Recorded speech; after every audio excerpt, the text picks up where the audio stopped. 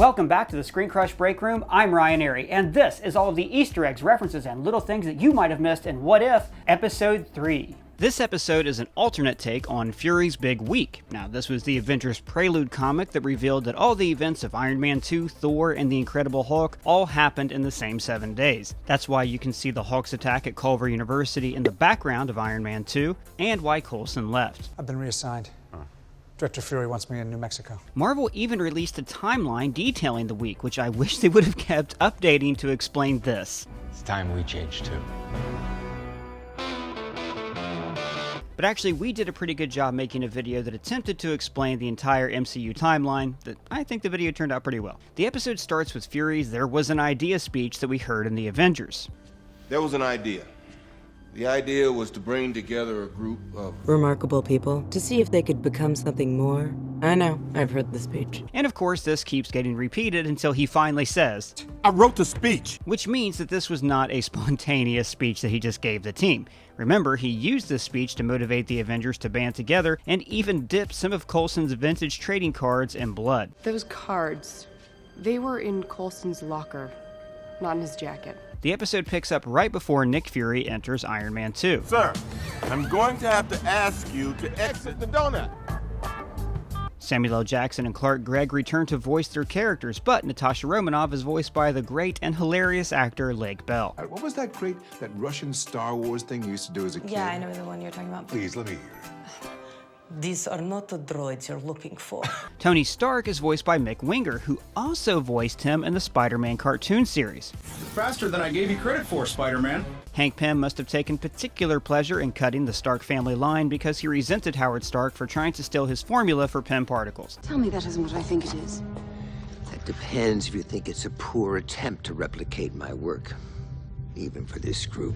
But we'll talk about Hank's heel turn later in the video. One thing I love about this episode is seeing how all the different fighting matchups play out. Seeing how different characters square up against each other is one of the reasons I get so hooked on fighting games. Lately, I've been playing Mobile Legends Bang Bang, the sponsor of this video. I've played a lot of arena fighting games, but this one is by far the most fun and easiest to level up my characters. It's a worldwide competitive battle arena game, and I can't put it down. Like most MOBA games, it has classic maps, and there are real-time 5v5 battles against real opponents. But for me, one of the biggest draws is there's fair fights, and you don't pay to increase your stats. Winners are decided by who has the best skills and ability. It's very fair and balanced. And best of all, matchmaking only takes 10 seconds, and the matches last for 10 minutes. So I'm not spending all my time waiting for a fight. You can pick up your phone and get right into the action. There are more than 100 different heroes with easy to master controls. But best of all, they have awesome custom skins, from boxing, where you can play as WB champion Manny Pacquiao, Star Wars with Darth Vader or Master Yoda. But now, starting on August 24th, you can be a Transformer. This event's going to last for 3 months. During this time, you have a chance to get 3 time-limited skins: Optimus Prime, Megatron, or Bumblebee. So join us in the Mobile Legends Bang Bang arenas and meet your favorite characters. Use the gift code in the description to claim your free prize, such as Hero Granger and your free skin.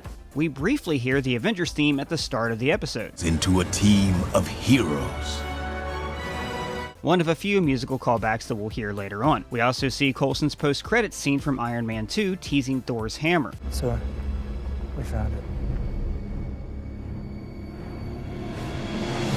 Black Widow is arrested by Brock Rumlow, aka Crossbones, voiced by a returning Frank Grillo. He name-checks Secretary Alexander Pierce, Robert Redford's character from Winter Soldier and Endgame. Save your spin for Pierce. Now, this isn't the only mention of Pierce in this episode, and I actually have a theory about him that I'm going to get into a bit later. Also notice that this guy with Crossbones looks exactly like this guy from Avengers Endgame, so Rumlow's got his regular crew that he likes to roll with. Widow calls Fury by her favorite nickname for him, Boss. Sure you want to take another big swing on me, boss? Well, this is good times, boss, but I was kind of hoping when I saw you, you'd have more than that. And this is like an echo of Fury and Clint's conversation about the Tesseract. Something that powerful goes missing.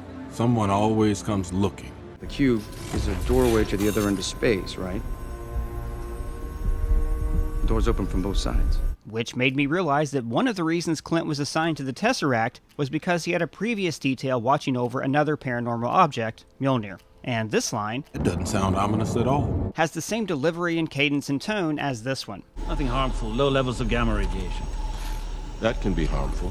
Fury mentions an agent. Also, no one can lift it, not even Jackson. and he does CrossFit. And this is the actual name of one of the agents at the site in Thor, this guy. Lancy Jackson, West Side Perimeter. Go check it out. Jeremy Renner returns as Hawkeye and takes the same position in the crane above Thor, the extent of his cameo in the movie. You better call it, Coulson. I'm starting to root for this guy. And then...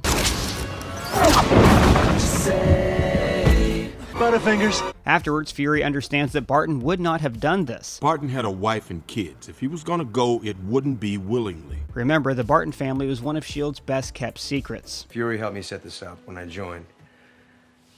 Kept it off S.H.I.E.L.D.'s files, like to keep it that way. And of course, the hero-worshipping Phil Coulson would smell Thor's corpse. Wow. Even while rotting, he smells like lavender. One of my favorite parts of Agents of S.H.I.E.L.D. and the Thor movies was hearing how regular people reacted to the God of Thunder. I don't think Thor's technically a god. Well, you haven't been near his arms. So, I have a theory. Fury would have known the Tesseract originally came from Tonsberg, and the SSR probably determined that it was behind a Norse world tree carving. So, Fury knew that Norse mythology had some connection to his glowing space box. So, given what we see here, I think that he suspected Asgardians were actually aliens, and this is why he wasn't surprised to see the hammer or to see Loki show up on Earth. Jotunheim, and God of Mischief. Are you going to take that? Then we go to Black Widow at Culver University, the setting of the middle act of The Incredible Hulk. It's okay if you don't remember. She goes to ask Betty Ross for help because of her skills, the only time Betty's used not just as someone's girlfriend or daughter. Nat sees the pizza delivery gear that Bruce Banner used as a disguise in The Incredible Hulk. But remember, that was some weird variant of Bruce Banner that had a completely different face and rewrote the script under a different name. But now that part has been recast with Mark Ruffalo finally stepping into The Incredible Hulk. Fun fact, director Louis Leterrier did not want Ed Norton to play Bruce Banner. His first choice was actually Mark Ruffalo. Now that scene where Natasha hears about Clint's death. Barton's dead. I know what he meant to you. Who do I kill? Hits a lot harder after seeing the Black Widow movie and knowing everything they went through together in Endgame. Oh, I don't judge people on their worst mistakes. Maybe you should. You didn't. Nat's line here, Move, or I'll make you move. sounded an awful lot like Ao's badass line from Civil War. Move, or you will be moved. So when Banner finally appears, he says, "No need for violence, Agent Romanoff. That's probably not going to work out. For anyone." Which is what he said to Nat the first time they met in the Avengers. "Are you here to kill me, Miss Romanoff? Because that's not going to work out for everyone." Which actually opens up an interesting debate. Does this mean that certain aspects of their personalities will naturally lead them to say the same phrase under different circumstances, or that events that branch off a timeline will always repeat similar patterns of their original timeline? We're okay, right? I'll get you out of this, I swear on my life. We're gonna be okay. Right? I swear on my life, I will get you out of this. Or it could just be a low-hanging fruit Easter egg. At first glance, I thought the woman on Fury's screen was Carol Danvers, but after a closer look, I can see that it's your mom. Then Loki shows up with the Asgardian military and the Casket of Winters. Remember, he just discovered that he was able to hold this thing. What am I? You're my son.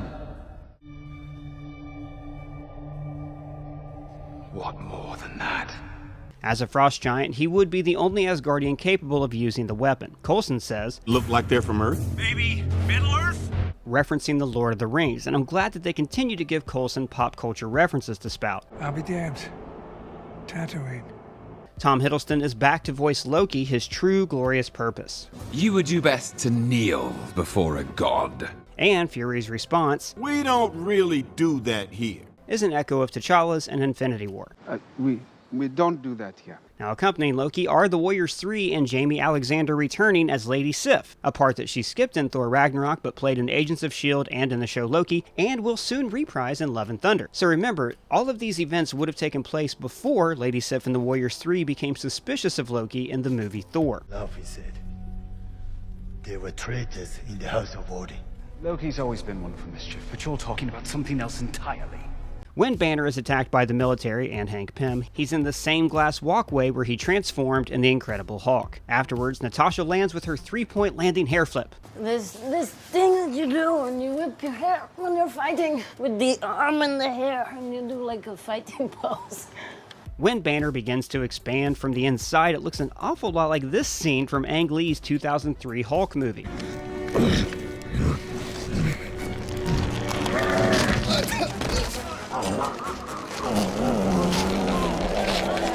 Just like in the movie, Betty runs after Ross to get him to stop, and the score in this scene is just tremendous.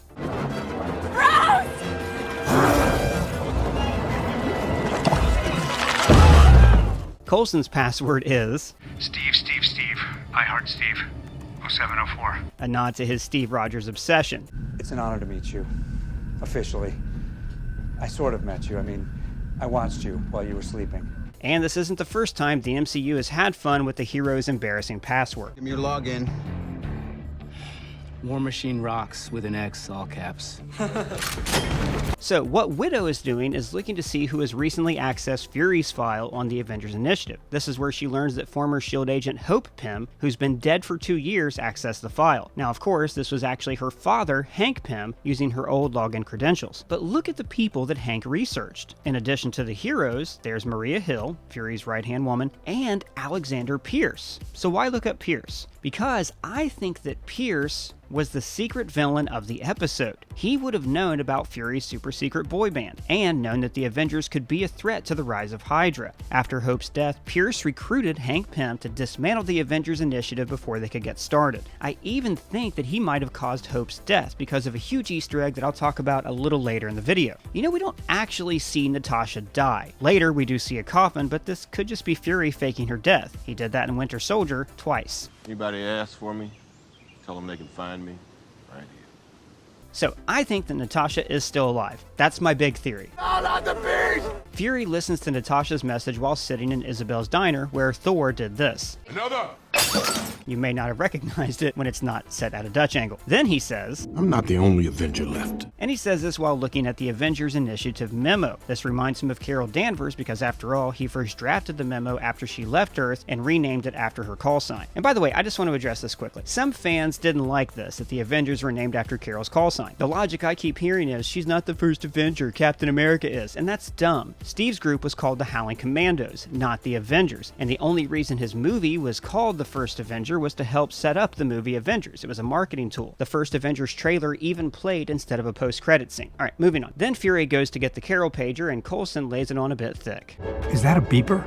From the 90s? Now, before making a deal with Loki, Fury encounters the Destroyer from Thor that, you know what, seriously, we haven't seen since. You'd think it would have popped up in Ragnarok unless, well, actually maybe Thor put it down for good and then S.H.I.E.L.D. stripped it for parts. So then we go to the Golden Gate Park Cemetery, very close to where the disappeared memorial was in Avengers Endgame. And then we see the showdown with Michael Douglas returning to play Hank Pym as Yellowjacket. Now yes, this is a variation of the suit that Darren Cross would build in Ant-Man, but Yellowjacket was also an alternate identity that Hank invented in the comics when the Pym particles caused his mind to become unstable. It was during this time that he hit Jan, an event that I don't think his character has ever recovered from. In fact, in the Ultimates alternate universe, Hank went fully off the deep end, beating Jan, sending ants to attack her, and eventually turning on the team. The best moment of this whole comic is when Steve goes to take him down, but insists that he grow first to make it a fair fight. Fury says, her mother was an agent? Because remember, both she and Hank used to work for S.H.I.E.L.D., but they kept the organization at arm's length. Then Fury throws out this truth bomb. Agent Hope Van Dyne was killed on a mission outside Odessa, Ukraine. Now, where have we heard that before? Nat describing the Winter Soldier. Somebody shot out my tires near Odessa. We lost control, went straight over a cliff. I pulled us out. But the Winter Soldier was there.